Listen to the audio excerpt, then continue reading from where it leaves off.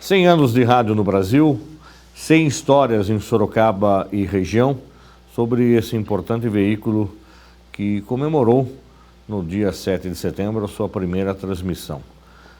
Um projeto do Laboratório de Comunicação, curso de jornalismo, TV Uniso, conversando com profissionais que atuam em Sorocaba e também na região. Hoje estamos recebendo mais um desses profissionais, carioca, que é o Mário Del Guercio. Mário, muito obrigado pela sua presença. Gostaria que você começasse a contar para a gente, você que é carioca, como é que veio parar em Sorocaba? Na verdade, carioca de criação, né? Acho que se eu fosse 100% carioca, eu estava mais na praia. Eu sou nascido em São Paulo, né? Realmente eu fui muito criança para o Rio de Janeiro. Lá cresci e aos 28, 30, eu acabei vindo para Sorocaba fugindo da violência do Rio de Janeiro. Eu fui vítima dessas confusões que já eram grandes no início dos anos 90, né? 93. Eu vim para Sorocaba em 1993. Agora, você conhecia Sorocaba? Não. Eu vim para Sorocaba a convite do meu pai, que também não conhecia Sorocaba, que veio a convite do então prefeito Antônio Carlos Pannunzio. Meu pai era um executivo de uma multinacional, mais precisamente a IBM, e lá na IBM ele era um dos responsáveis pela área de treinamento e de planejamento estratégico. E a IBM tinha um projeto, que eu acho que existe até hoje, onde ela aprendeu que um computador nada mais é do que um processador. Então, se você tem informações de baixa qualidade, por melhor que seja o computador, o resultado não vai ser de boa qualidade, né? Fazia uma comparação com um moedor de carne. E como ela prestava serviços para governos e para grandes empresas, nem sempre, ou na maioria das vezes, o cliente nunca admite que ele é o culpado da inconsistência dos dados. Então a IBM buscou uma maneira inteligente e educada de dizer para o cliente, olha, a bagunça está na sua casa, nós precisamos ajeitar isso. E ela criou um projeto que o meu pai encabeçou, chamado ProPlan, Programa de Planejamento, que depois a gente teve que mudar o nome por causa da ração de cachorro, né? Mas a ProPlan tinha por base o planejamento estratégico através da dinâmica de grupo. Então, nós reuníamos os principais executivos de uma organização dentro de uma sala de treinamento por 3 dias e discutia-se a empresa inteira, missão, visão, valores e por aí vai. E na época em que o Pannunzio, o Pannunzio Filho, né, estava candidato a prefeito, ele tinha um relacionamento muito forte com a IBM por causa da FATEC, e a IBM o presenteou com esse planejamento estratégico para organizar o plano de campanha dele.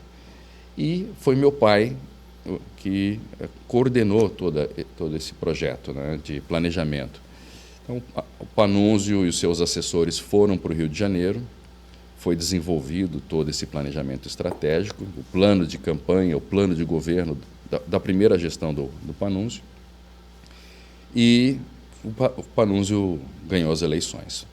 Passado 2 anos, né, o Pannunzio voltou ao Rio de Janeiro para fazer uma atualização desse planejamento. E, na época, ele ficou sabendo que meu pai estava se aposentando da IBM, né, 30 anos de empresa.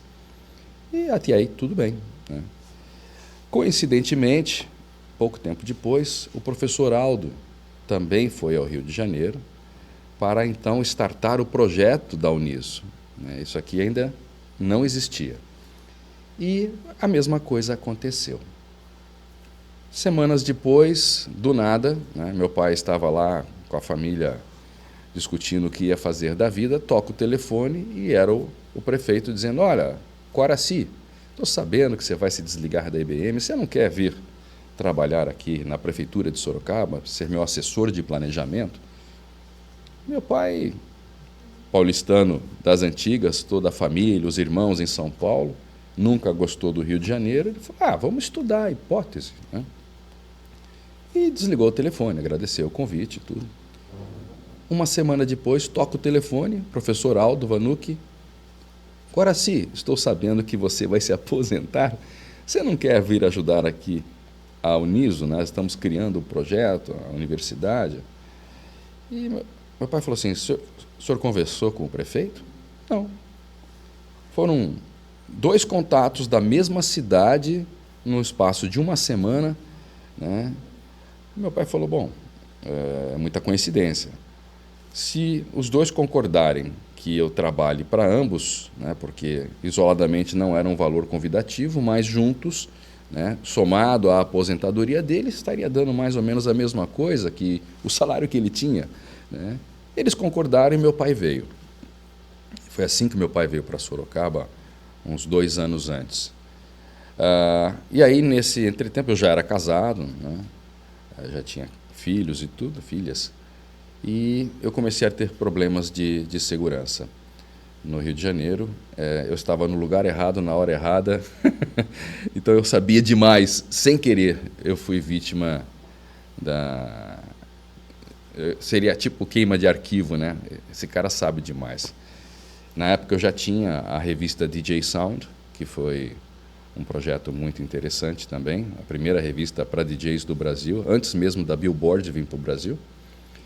Mas eu estava com ameaça de sequestro das minhas filhas. Então, só porque eu estava no lugar errado, na hora errada, sabendo coisas demais. Se eu fosse um milionário, um executivo, assim, cheio de coisas, até poderia entender, né? Mas não, eu era uma pessoa normal que tinha informação demais, né? Então, informação realmente é uma coisa que vale ouro, tanto para o bem quanto para o mal. E aí meu pai, precisando prestar serviços tanto para a fundação como para a prefeitura, continuou a prestar serviços para a IBM. Então ele se aposentou da IBM e foi contratado para continuar desenvolvendo esse projeto. E sozinho para ele não era uma coisa tão simples. E ele me convidou para montar essa empresa. Então eu fiquei aqui durante vim para Sorocaba em 93, mas eu fiquei durante 2 ou 3 anos dormindo praticamente em Sorocaba, porque eu vinha do Rio e fazia as malas, viajava pelo Brasil dando consultorias na área de planejamento. Foi uma escola sensacional de planejamento estratégico. E finais de semana eu voltava para o Rio, porque eu continuava tendo casa noturna e fazendo vários eventos. Uma vez DJ, sempre DJ, assim como uma vez Flamengo, sempre Flamengo. Então, desde criança, isso estava no sangue. Agora, a comunicação começou no Rio quando você resolveu fazer faculdade de marketing, isso? De comunicação. Comunicação mesmo. Comunicação. Eu sou formado pela Hélio Alonso e fui para a Hélio Alonso primeiro porque era uma das melhores faculdades de comunicação. Eu antes fiz engenharia elétrica, né? Você é graduado em engenharia elétrica? Não, eu fui até o 4º ano, por incrível que pareça. Porque fui para a engenharia porque sempre mexi com som, sempre gostei disso, sempre gostei de rádio. O rádio, de uma maneira carinhosa, é uma cachaça que a gente não consegue largar. É algo que só quem faz mesmo consegue explicar esse sentimento. Você com certeza conhece isso. Mas o rádio nos exerce um fascínio. Simplesmente a gente não consegue ficar longe. Eu acho que é um vício saudável, né? Os métodos de transmissão vão mudando, mas a essência, a sede por conhecimento, ela é inesgotável. Então, eu comecei como DJ por volta dos 9 anos de idade, fazendo as festinhas de colégio, e a minha grande inspiração no rádio foi a famosa Rádio Cidade. Então, eu acompanhei a inauguração da Rádio Cidade em 1º de maio de 1977. FM, Cidade, 102,9. E o meu sonho era ser locutor da Rádio Cidade. Eu queria trabalhar na rádio dos meus sonhos. Então, eu na época ainda tinha gravador cassete com microfonezinho. Eu gravava a rádio no deck normal, anotava no papel tudo que os locutores falavam e depois eu imitava. Eu queria aprender a fazer aquilo. Já era DJ, né? E aí eu tive a oportunidade de conhecer e fazer amizade com o Carlos Townsend.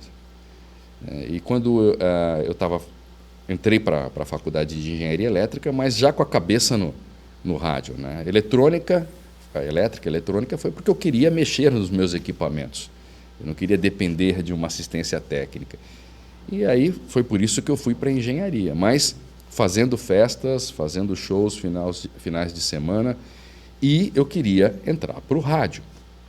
Fui tecendo uma rede de contatos, e aí eu conheci através de um outro amigo chamado Manolo, que era um amigo do meu sogro, o Formiga. O Formiga era o engenheiro técnico do Sistema Jornal do Brasil e de várias rádios. Então, a primeira oportunidade, ele me indicou para a Rádio Capital. Só que a Rádio Capital, no Rio de Janeiro, era uma rádio muito ligada a futebol. E eu nunca fui muito fã de esporte, né? Eu sempre gostei de música mesmo. E aí, continuamos procurando oportunidades. E aí o Formiga me arrumou um estágio na Rádio Cidade. Então, eu entrei como estagiário, né? Mas, na verdade, eu era operador de áudio. E tive lá a oportunidade de fazer mais de 5.000 cartuchos, montar assim, né? Porque, se não me falha a memória, a Rádio Cidade fechou uma parceria na época com a Eldorado, aqui de São Paulo. Então, todos os cartuchos que vieram para a Eldorado foram feitos no sistema JB.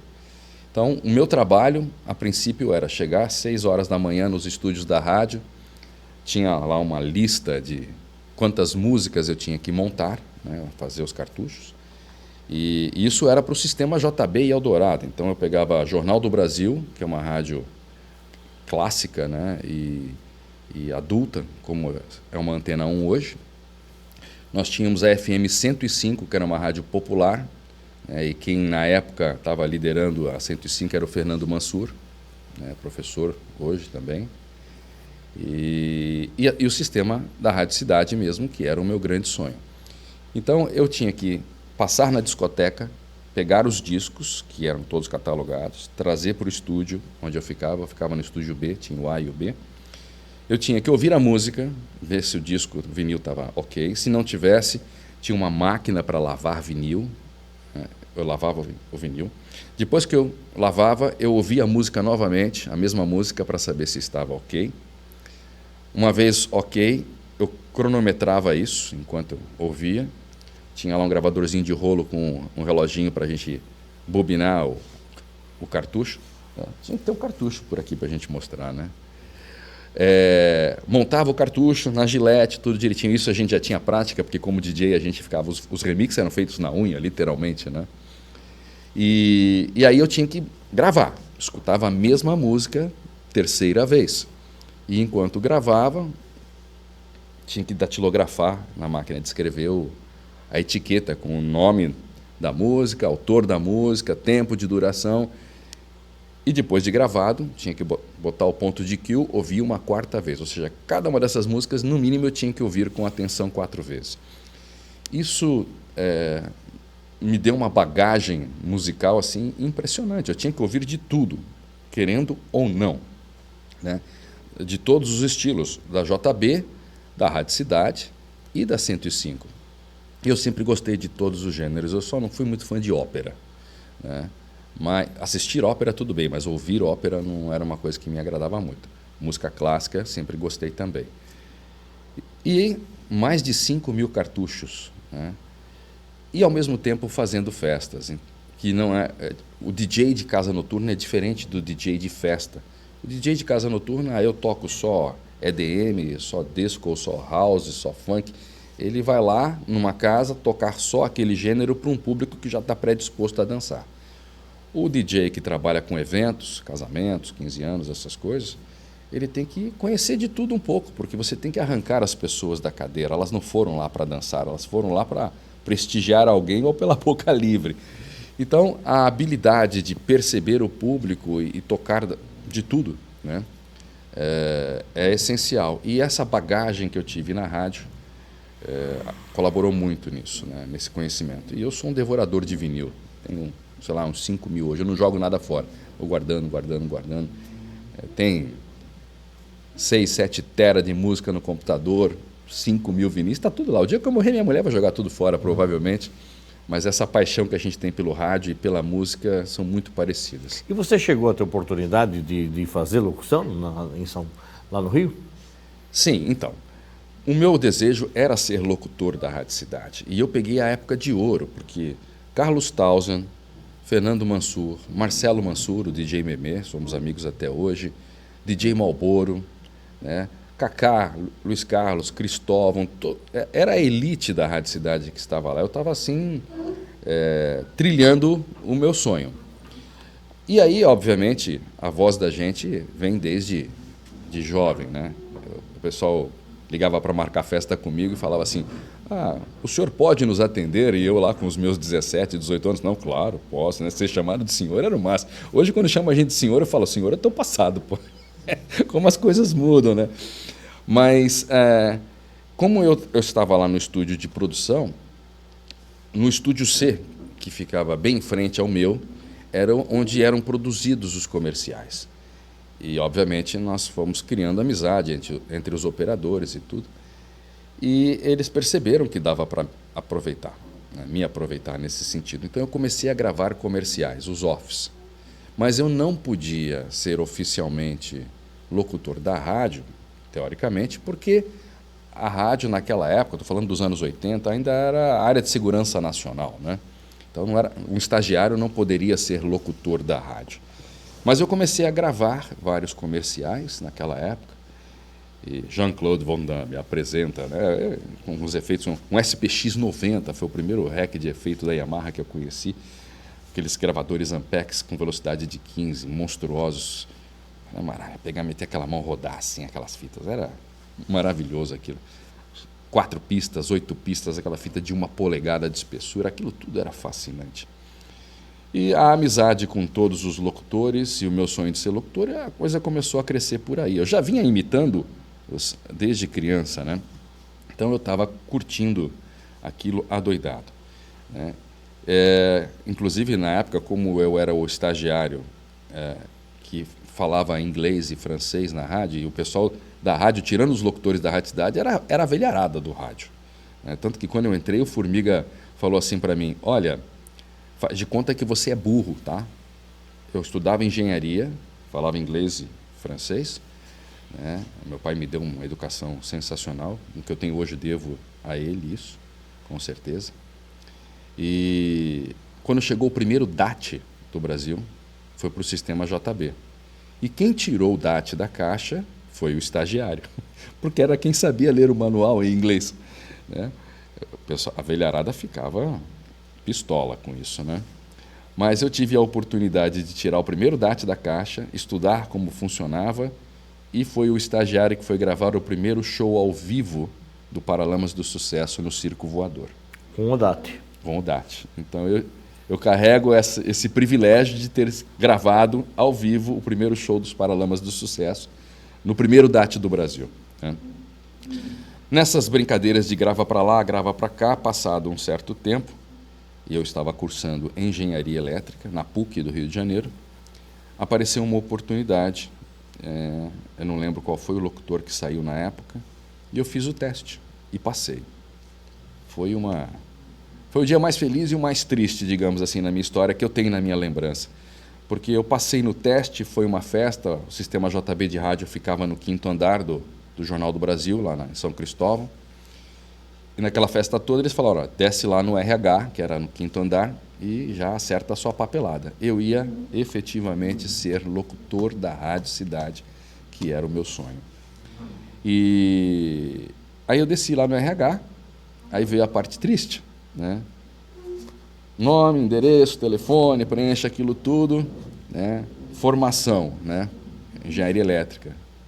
Não, mas você não faz comunicação, a gente não vai poder contratar você, né? Como estagiário, você não pode ser locutor, mas para você ser contratado, você tem que estar numa formação afim. Olha, Caramba, então é um desânimo ali, uma pancada. Naquele dia eu tomei uma decisão, né, por conta disso, somado alguns estresses que eu já tinha na faculdade também, eu tranquei a faculdade de engenharia. No quarto ano. No quarto ano, né? O meu rendimento na engenharia já não era o dos melhores, porque eu estava sempre ligado na rádio e outras coisas. Então, eu ia demorar mais uns 2, 3 anos na velocidade que eu estava indo, já era casado, né? Criança e tudo. Eu tranquei a faculdade de engenharia, tranquei engenharia eletrônica na PUC do Rio de Janeiro, que na época era a melhor faculdade que tinha.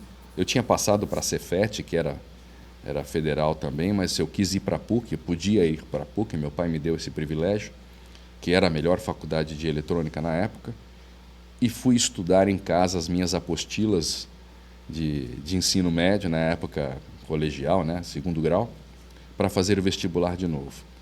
E fui fazer comunicação. Na época, eu estava preocupado, né, porque eu fazia engenharia e eu tinha estudado numa escola internacional, então meu português deixava a desejar. Eu tinha um medo enorme de não passar nas provas de história, geografia e principalmente português. E fiquei 6 meses estudando sozinho em casa e falei, vou fazer comunicação. Pô, perdi a vaga dos meus sonhos porque eu não fazia comunicação, né? Rádio era o que eu gostava. E fiz o vestibular, né? Com medo de não passar, na época, 2º semestre, turma da tarde, tipo a menor relação candidato-vaga. Aí passei em 11º lugar, né? Mas aí eu não podia ir para a noite nem para a manhã, porque a minha primeira opção na época era tarde. Então fiquei 1 ano estudando à tarde para depois passar para a noite. E nessa época tinha uma outra coisa que eu precisava, que é outra coisa muito engraçada, né? Como DJ, eu fui para o rádio. Uma das coisas que me levou para a Rádio Cidade também, que abriu portas na época, era para comprar os malotes de disco. Os locutores, os divulgadores entregavam para os locutores os discos que eram para serem tocados nas rádios, para eles divulgarem. Então, eles presenteavam, além de trazer o suplemento para a rádio, eles presenteavam os locutores. E os locutores não estavam muito ligados nisso, eles queriam fazer dinheiro. Então, eles revendiam ou vendiam aqueles promocionais todos. E eu comecei a comprar dos locutores esses vinis, porque eu, como DJ de festas, não recebia isso. O DJ de boate recebia, mas o de festa não. As gravadoras não davam para a gente isso. Então eu falei, bom, eu comecei comprando isso das rádios e surgiu uma ideia. O Memê, na época, criou o primeiro curso para DJs, ele com a Sandra Gal, que até hoje é a presidente da Discoterge, né, a Associação dos DJs do Rio de Janeiro. Então, eu, para aprender mais coisas, eu quis fazer curso com o Memê. Eu queria saber o que o Marcelo fazia, Marcelo Mansur, para montar os remixes, toda essa parte de edição, essas coisas. Eu aprendi com o Marcelo. Eu considero o meu mestre, assim como o Fernando é meu mestre até hoje, né?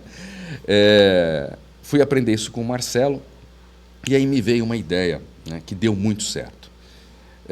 Se eu fosse crítico musical, né, as gravadoras iam querer conversar comigo, né, porque se eu começasse a falar mal das músicas, né, eu já comecei a entender como é que era o esquema da mídia desde aquela época, né?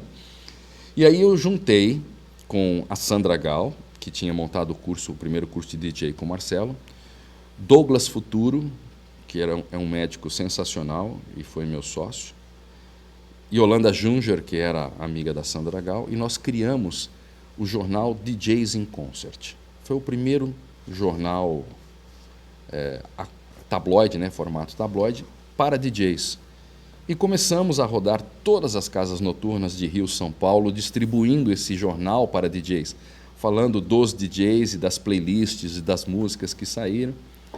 E aí nós começamos a construir um relacionamento com as gravadoras. Então, desses 5.000 vinis que eu tenho lá guardado, acho que metade vieram das gravadoras. Funcionou. Mas vamos relembrar aqui para a gente não perder o fio da meada. Você fazendo comunicação, voltou a fazer locução na rádio que você tanto sonhava ou não? Não. Aí a oportunidade já tinha ido. Como locutor, sim, mas eu continuei na rádio como operador, mas dessa vez com a revista, o jornal DJs in Concert, abrindo portas, né? Mas isso ainda estava em suspenso, né? O jornal DJs in Concert cresceu e transformou-se na revista DJ Sound, que existe até hoje, né? antes mesmo, já disse, da Billboard chegar no Brasil. Então, o relacionamento com as gravadoras foi crescendo e a habilidade como jornalista, que eu não imaginava que eu teria, porque o meu sonho era ser locutor da rádio. Eu não pensava em ser jornalista, né? Mas isso veio naturalmente dos 4 sócios, o único que era jornalista era eu. Douglas era médico e os irmãos Sarmientos, que eram daqui de São Paulo, os 2 eram engenheiros químicos, mas todo mundo ligado na balada. E acabei montando a editora. Nesse entretempo, eu tive problemas de segurança e eu mudei para São Paulo. Larguei o rádio, com muita dor no coração, e vim para Sorocaba.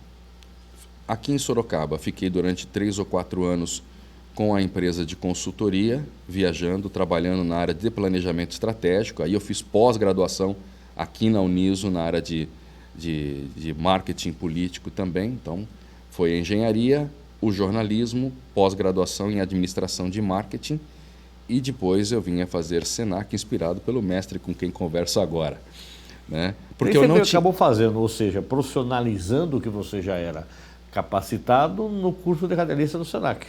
Na realidade, no Senac, eu fiz o necessário para ter o DRT. O DRT, o registro. Porque no Rio de Janeiro, enquanto estagiário da Rádio Cidade, fanático por rádio, eu fiz todos os cursos de rádio que existia. Porque na época o diploma de jornalismo não era de radialismo. Então, dentro da faculdade, eu não fui locutor na Rádio Cidade, mas eu comecei a desenvolver projetos para a Rádio MEC, como estudante da faculdade, e os laboratórios que nós tínhamos dentro da faculdade, como temos aqui na Uniso, eu acabei virando rato de laboratório de rádio, né? Então, eu comecei a produzir programas, tinha um programa chamado Trocadilho Pirata, que falava sobre cultura, e eu gravava isso na faculdade, né?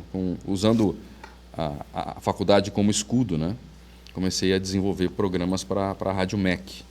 E lá também tinham colegas que eram locutor da Rádio Nacional.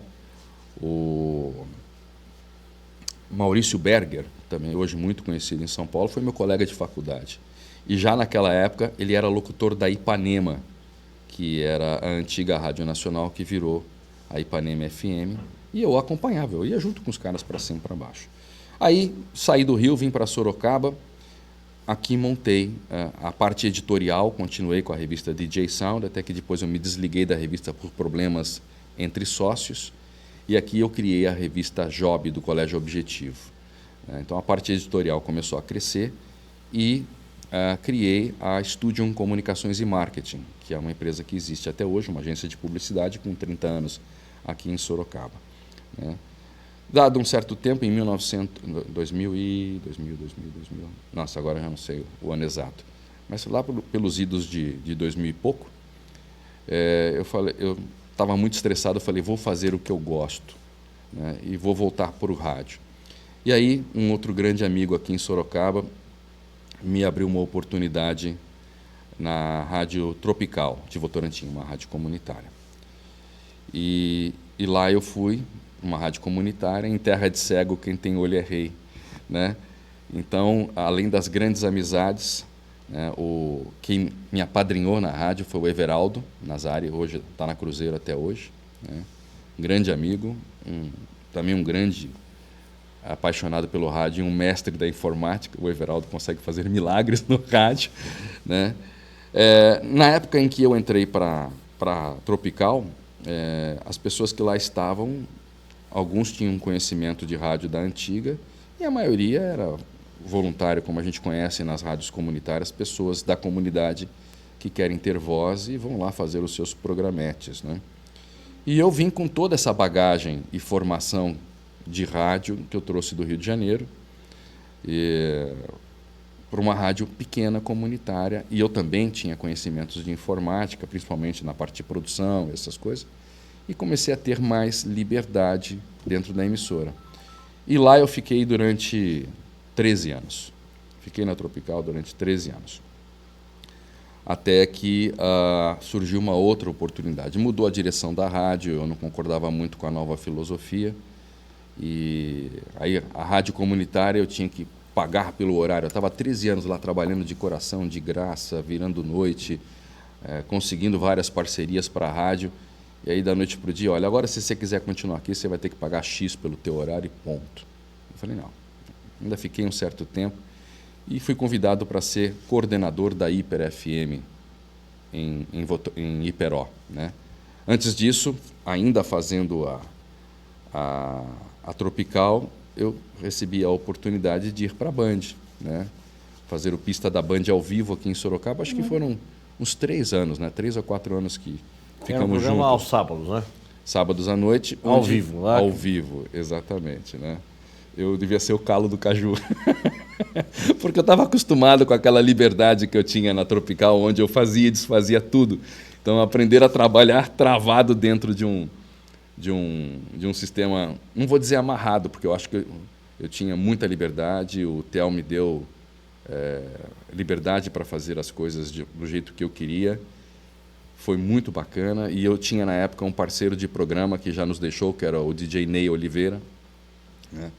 Um cara que tinha um ouvido incrível, mas o Ney também, ele deixava tudo para a última hora. O Caju não queria, no princípio ele queria que os programas fossem gravados.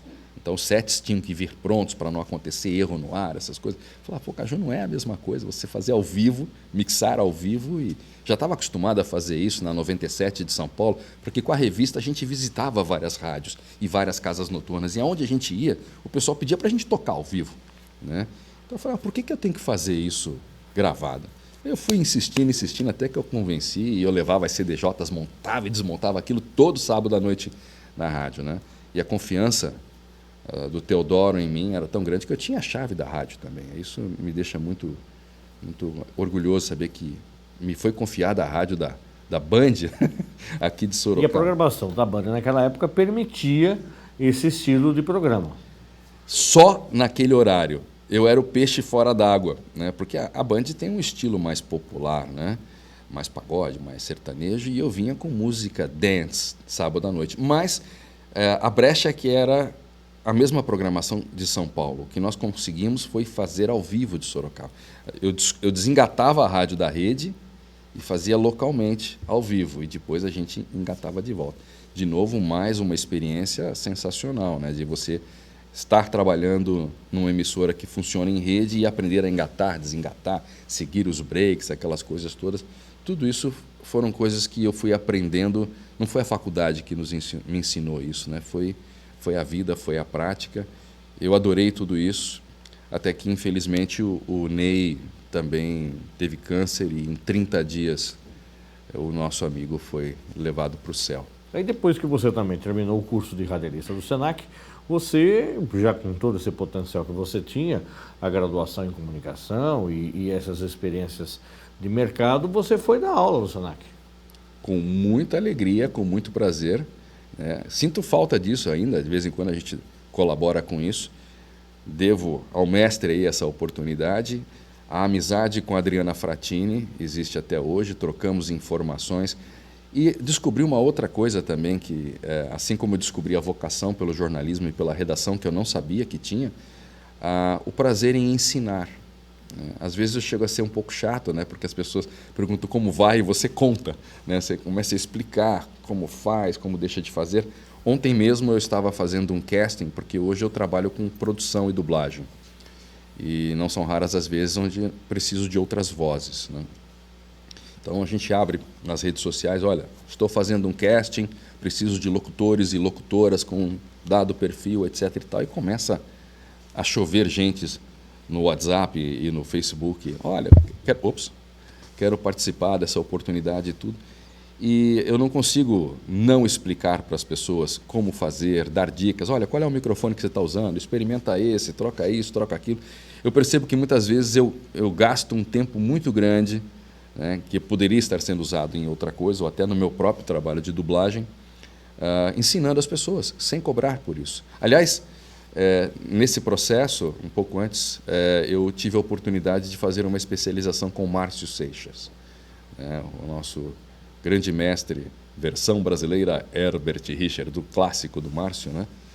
E fui aluno da primeira turma da Fórmula da Comunicação Envolvente, que foi um curso que o Marcelo Rezende, junto com o Márcio Seixas... O Marcelo Rezende não é aquele Marcelo Rezende da Globo que a gente... não, ele era da TV também, mas de Belo Horizonte. Era um jornalista policial, um locutor com uma voz fantástica, que foi quem montou o primeiro curso nesse sistema de...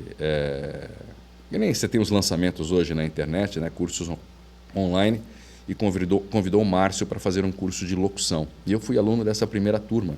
E como muitos, né, essa primeira turma tinha 45 alunos, fui lá porque eu já conhecia o Márcio da época da Rádio Cidade, porque quando eu estava estagiando na Rádio Cidade, o Márcio era locutor da Jornal do Brasil, né? Então nos conhecemos.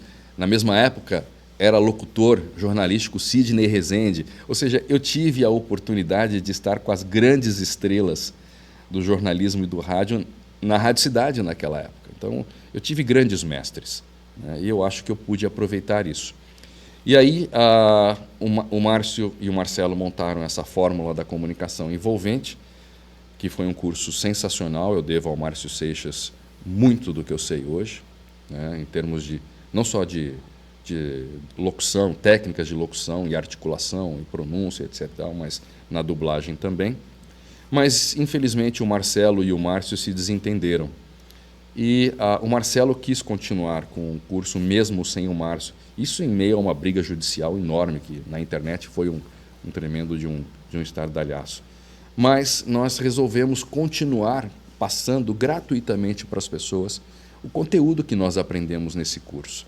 E durante 2 ou 3 anos eu fiquei como instrutor também, isso depois do Senac, inclusive, dando aula desse curso de locução gratuitamente pela internet. O que nós aprendemos, passamos à frente. Eu acho que existe no mercado espaço para todo mundo. O Brasil é um país de dimensões continentais. Ajudar o próximo não vai tirar a nossa vaga. Nós temos o sucesso que temos pelos nossos méritos, pelos nossos esforços. Se o outro tiver mais talento, ele vai conquistar o espaço dele. Então, eu não hesito em ensinar as pessoas tudo que eu posso, porque, além de saber que isso vai ajudar outras pessoas, me dá prazer trocar conhecimentos. E aprendo muito com os alunos também.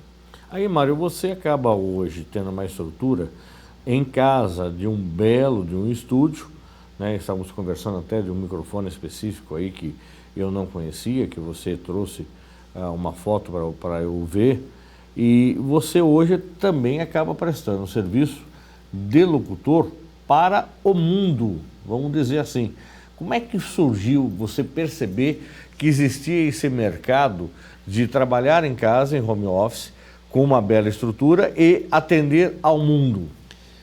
Bom, isso aconteceu de forma gradativa e, de novo, assim como lá atrás eu decidi que eu ia voltar para o rádio, eu também em 2013, se não me falha a memória, nós tivemos uma baixa no mercado publicitário, né?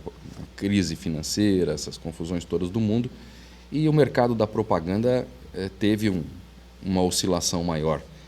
Então, a queda de movimento, eu tinha uma disponibilidade de tempo maior e, por conta daquele estresse, assim como eu decidi que eu ia voltar para o rádio, também me caiu uma ficha dizendo assim, eu quero viver da voz. Foi assim que eu fiz o curso do Márcio Seixas, né? Eu falei, eu preciso me especializar, eu quero viver da minha voz. Tempos antes eu tinha conhecido o Nando também, que era da Band, e ele largou a Band para partir para a locução publicitária. Eu falei, pô, como é que o Nando está vivendo disso? E fui começar a estudar esse tipo de coisa, e como eu sempre falei em inglês, eu descobri nas redes sociais sites de serviços, plataformas de prestação de serviços digitais, mais conhecida como marketplaces, né? E descobri plataformas específicas na área de locução. Então, existem hoje Voices 123, Voice Bunny, Fiverr, Voices.com, são várias plataformas que vendem serviços de locução.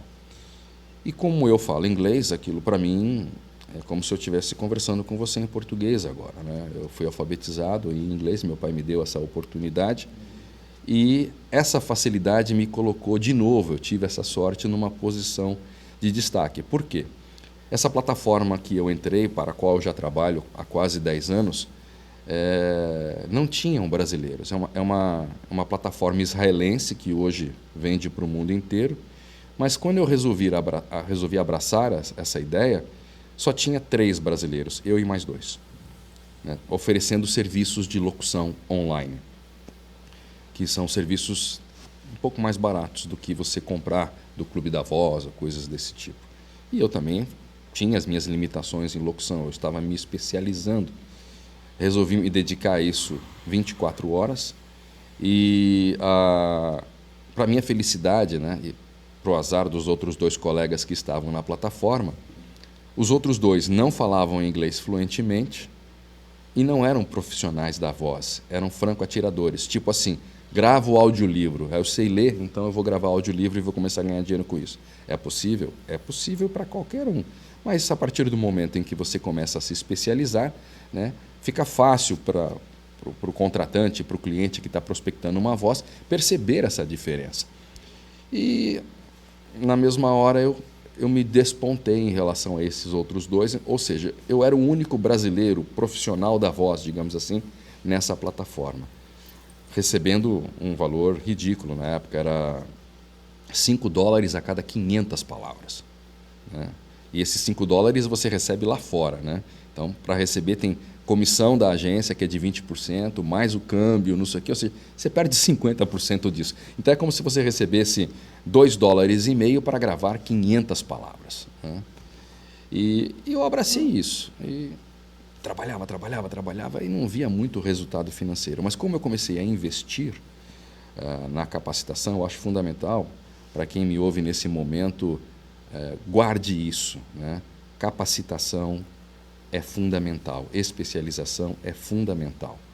Estudar não é jogar dinheiro ou tempo fora. É essencial, porque você vai ser melhor que os outros. Eu coloquei isso na cabeça e falei, eu vou ser melhor. Posso não ser o melhor, mas um dia eu chego lá, né? Esse foco, né, essa persistência, fez com que eu fosse percebendo e me ouvindo, também é fundamental nós gravarmos e ouvirmos de forma crítica, nos ouvirmos, né, várias vezes, porque não adianta as pessoas apontarem só os nossos erros, a gente precisa se conscientizar deles. Então, eu me gravo e me ouço muito, isso desde lá de trás. Eu imitava o locutor, gravava, ouvia, comparava, e assim a coisa foi crescendo. E aí o meu destaque dentro dessa plataforma foi crescendo. Isso fazendo rádio ao mesmo tempo, na Tropical, na Hiper, etc. e tal. E isso foi crescendo, eu fui descobrindo outras plataformas. Hoje eu gravo praticamente 100% para fora do Brasil. Gravo em português, né? Por isso que eu me preocupo. E quais são os clientes? O que é esse estilo de gravação que você faz? Olha, tem de tudo. Tá? Já gravei de VSL, que são cartas de vendas para produtos como Viagra, a treinamentos internos para grandes corporações, comerciais dos mais variados, vídeos educativos, história para criança. É fascinante. Eu gosto do que eu faço e isso você vai entender também como jornalista. O que mais me fascina nesse trabalho é a quantidade de conhecimento que nós adquirimos, que eu adquiro para exercer essa profissão. Porque não é um trabalho... Eu não tomo isso como sendo um trabalho de locução. Me preocupo com toda a técnica de locução, mas eu entendo que isso é uma fonte de conhecimento. Se eu vou gravar eu gravei recentemente para uma indústria de toalhas de papel e de sabonetes, né? Toda a parte de treinamento interno de vendas deles. E para você ser convincente, para você transmitir pela voz a importância, a profundidade do que você está falando, você precisa entender do que você está falando, você precisa acreditar naquilo que você está falando. Então, para gravar um texto, eu não simplesmente leio o texto, eu estudo o texto e vou estudar o cliente também para entender daquilo que eu estou falando. E isso nos traz uma bagagem cultural monstruosa. Certa vez eu estava navegando pelo Facebook e um telejumento, desculpe a expressão, escreveu lá: por que todo locutor escreve mal? Eu falei, isso não é verdade. Todo papagaio de pirata escreve mal, né? Porque tem muita gente que se acha locutor ou se coloca na condição de locutor porque teve a oportunidade de ter um microfone à frente Principalmente nas rádios comunitárias, isso acontece bastante. A pessoa não tem uma formação, não tem uma especialização, mas acha que tem uma voz bonita, né? Então, eu digo que existe uma diferença muito grande entre ser locutor e estar locutor. O ser locutor é quando você tem isso dentro de você, você é você mesmo diante do microfone, e o seu conhecimento é fundamental para que você possa entrevistar pessoas, falar de tudo, né? Um pouco, ou ouvir as pessoas questionarem as coisas, ou poder conduzir uma boa entrevista no mesmo nível do seu entrevistado. Então, eu nunca parti por uma entrevista sem antes saber quem estou entrevistando, o que ele faz, por que ele faz, saber a sua história, para quando eu entrevistá-lo já ter essa bagagem e discutir na mesma altura, né? E eu falei, então, quando você lê muito, você aprende a escrever. E tem muito locutor, né? Locutor que chega na rádio, sentou, olá, tudo bem? Estamos aqui com você. E juntos até as 4. Aquele pessoal arrota no final de cada frase. Eu falo, não é assim, né? Tanto que, na oportunidade de... Quando nós começamos o projeto do Senac, não tinha ainda o estúdio definitivo lá no Senac. Foi assim que surgiu a parceria com a Tropical. E é na prática que a gente aprende, né? Então, levávamos os alunos para dentro da rádio e lá faz assim, faz assada. Vai dar nervoso? Vai dar frio na barriga? Vai, mas é assim que a coisa funciona, né? Não é só teoria, a prática é fundamental. Então, eu fui me apaixonando por isso, fui encontrando essas oportunidades nas redes sociais, fui indicando isso para os alunos, isso foi crescendo e eu não larguei das duas coisas, né? Saí da Tropical, fui ser coordenador da Hiper. Infelizmente, a Hiper não resistiu à pandemia, né? Nós tivemos que encerrar as atividades da emissora. Me foi oferecida, na época, a rádio, né? Olha, você quer comprar a rádio? Fica para você. Eu falei, não quero. Não quero por 2 motivos. Primeiro, porque o alcance da rádio era limitado à Hiperó. Existe toda uma burocracia da parte técnica e política, né? E envolvia política e eu não queria me envolver com política, mas eu não queria abandonar o rádio. Foi aí que eu criei a Network FM. Então, hoje eu continuo com o rádio. Hoje eu tenho uma rádio web, né? Chama-se networkfm.com.br, onde a proposta é ter conteúdo que agregue valor para o indivíduo. Então, a Network tem como princípio, o próprio nome dela, né? Network, que é criar uma rede de relacionamentos. Ela é recheada com música adulta, tranquila, apesar de eu ser fanático por dance, tem o seu horário de música dance, mas nós trazemos consultores, professores que colocam o seu conhecimento em forma de programetes para que isso contribua para o desenvolvimento humano e profissional das pessoas que escutam a rádio. Então, hoje eu tenho o meu estúdio de gravação das coisas mais variadas, especificamente para a locução, não é para gravar banda, nada disso. E tem a rádio web que funciona 24 horas também. E o Mário DJ, ele aposentou? Sim e não. O Mário DJ que fazia festas, sim, porque o corpo cansa, né? Então, carregar a caixa de som, monta e desmonta, virar noites fazendo festa é uma coisa que cansa, né? Então, não adianta nada você fazer uma festa, receber R$1.000, R$2.000, R$3.000 numa noite e depois gastar tudo isso em farmácia na semana seguinte. Eu decidi partir para a vida de estúdio. Então, o Mário DJ continua trabalhando como DJ, mas no rádio, como era na Band.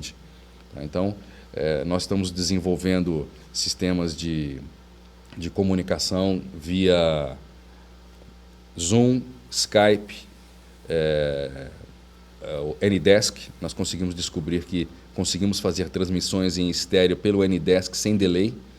E aí a gente faz transmissões pela rádio web, juntando DJs de localidades diferentes ao vivo, né? E aí o Mário DJ continua funcionando dentro do estúdio, continuo sedento por músicas, baixando tudo que tem direito.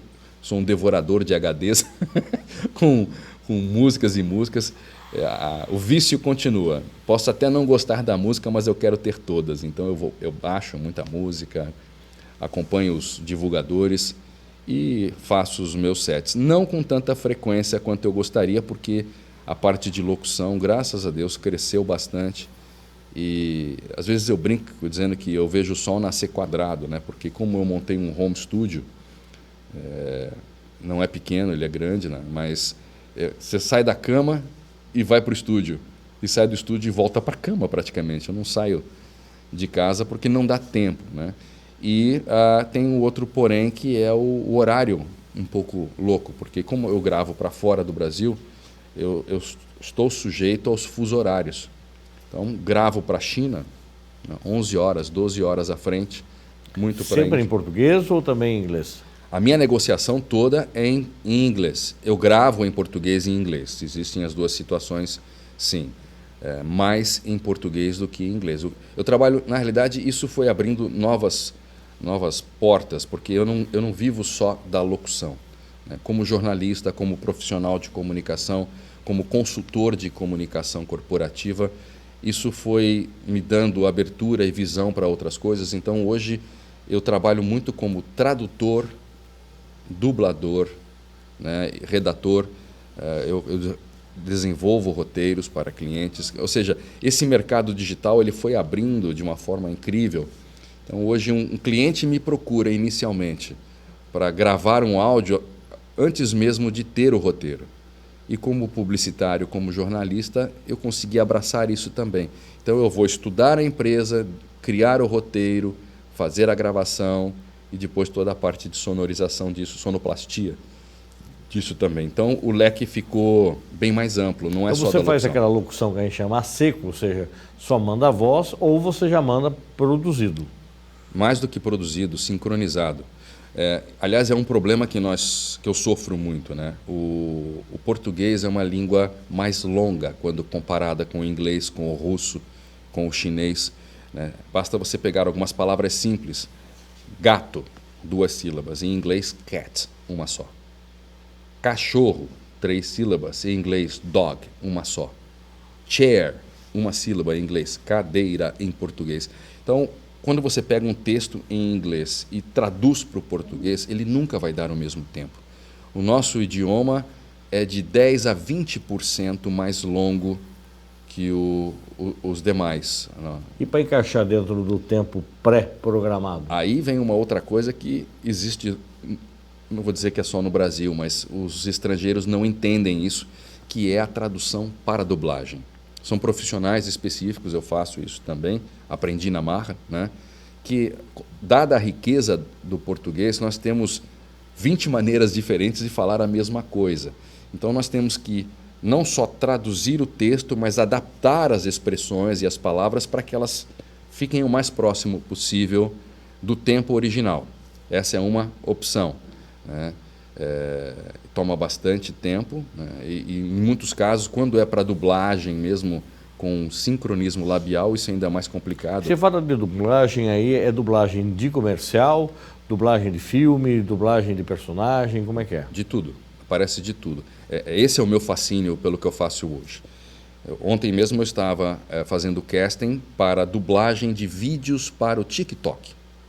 Então é uma empresa de bolsa de valores, né, de exchange, que tem vários vídeos falando sobre investimentos na bolsa de valores, em criptomoedas, etc. e tal.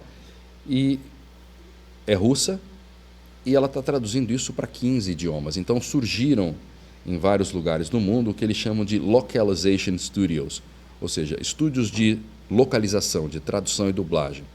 Então eles têm o filme pronto e a gente tem que fazer o milagre de caber a informação dentro desse tempo, em 30 segundos, em 1 minuto.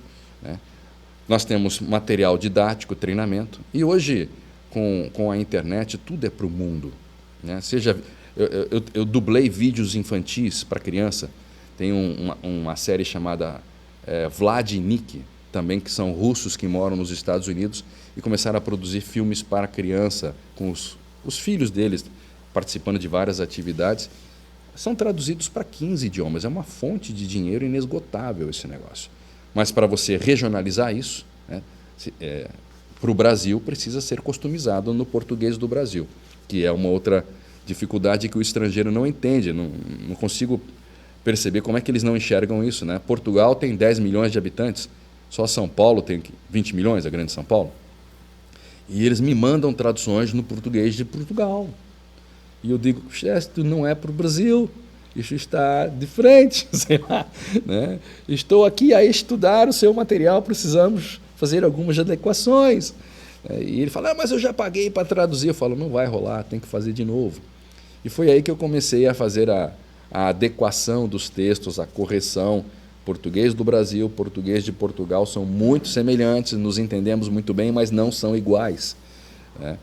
E aí estuda o texto, adapta o texto, aprende sobre aquilo, e aí vai, respondendo a sua pergunta, desde um vídeo para TikTok a um material infantil, desde uma carta de amor, uma oração. No começo desse ano eu gravei mais de 600 orações para uma igreja brasileira nos Estados Unidos, via agência na Rússia. Olha que coisa louca, né? A agência de dublagens da Rússia me contratou para gravar mais de 500 orações para uma congregação brasileira nos Estados Unidos. Então, mesmo sem ser uma pessoa tão devota, eu tive que aprender a palavra. Eu comecei a ler a Bíblia profissionalmente. Eu falei, não sou Cid Moreira, mas tive essa tarefa também e foi extremamente gratificante. Então, é muito enriquecedora. Eu acho que hoje eu não sou a mesma pessoa que eu era há 10 anos atrás, porque eu aprendi demais, aprendo demais e gosto muito do que eu faço. Mário, você falou que você tem essa rádio web e faz esse trabalho para o mundo. É a tendência do futuro do rádio? Já como uma última pergunta desse nosso bate-papo? Eu enxergo que sim, né? Tanto que quando me foi oferecida a rádio em que eu estava coordenando, e eu não quis, foi justamente por causa disso. Obviamente a gente sabe que a legislação vai se adequando e vai abraçar todas as rádios web, que hoje está meio bagunçado. Nós temos 19, 20 mil rádios aí no Brasil. Qualquer moleque fala, quero montar uma rádio web, bota lá um streaming, daí um mês ele larga, joga fora. Mas aqueles que estão levando isso a sério, é o futuro, é o que eu falei ainda há pouco, o rádio muda a forma de transmissão, mas a essência da rádio jamais morrerá, né? Que é essa comunicação saudável, direta, instantânea, com velocidade. Ela começou lá nas ondas curtas, ondas médias, melhorou a sua qualidade no FM, agora as bandas de FM estão sendo usadas para transmissão de dados, daqui a pouco vem 6G, 7G, e o rádio hoje já está no bolso de todo mundo. Quando eu saí da Hiper, né, eu já fazia essa pergunta para qualquer pessoa. Aliás, não precisa ir longe. Pare qualquer pessoa em qualquer lugar e pergunte quantos aparelhos de rádio, quantos receptores de rádio você tem em casa. E as pessoas vão dizer, não tem. Tem no carro, né? Onde você escuta rádio? No celular.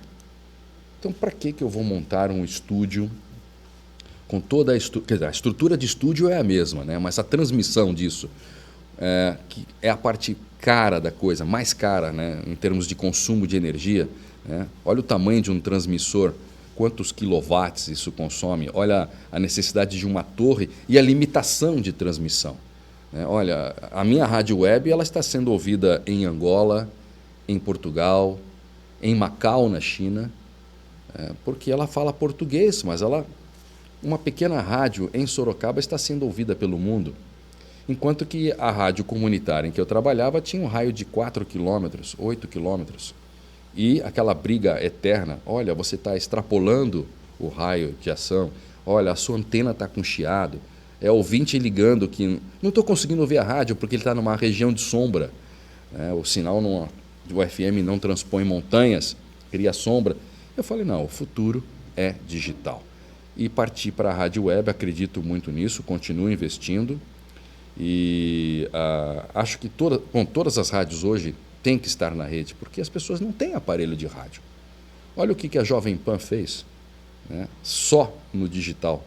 e acredito que deve estar praticamente em primeiro lugar, ainda mais com a mídia tradicional fazendo essa confusão toda que fez, sendo tão polarizada como a gente vem presenciando isso nesse momento do país, abriu um espaço enorme para o digital. Quem está levando a rádio a sério e no digital, com certeza terá seu espaço daqui para frente. Provavelmente vão criar outras maneiras de transmitir isso, se isso não vai ser pela web, vão criar futuramente, sei lá, transmissão mental, mas o rádio como meio de comunicação, como unificador de pessoas, como transmissor de alta velocidade de conteúdo e de aproximação, que aliás é outra característica do rádio que também me fascina, né? O rádio é companheiro, o rádio é conteúdo, o rádio não é música. Música foi o que nós colocamos para agradar as pessoas, para manter a atenção.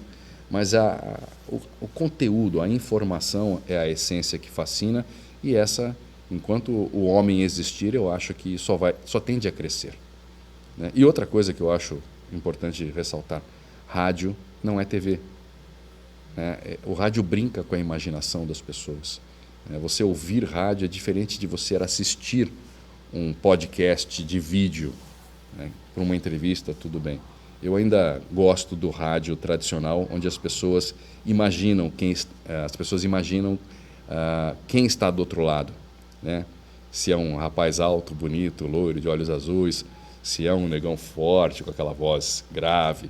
Enfim, eu gosto de brincar com a imaginação das pessoas e deixar com que elas também tirem conclusões em cima do que elas estão ouvindo. Nós temos que ser imparciais, na medida do possível, e levar o máximo de conteúdo verdadeiro para as pessoas.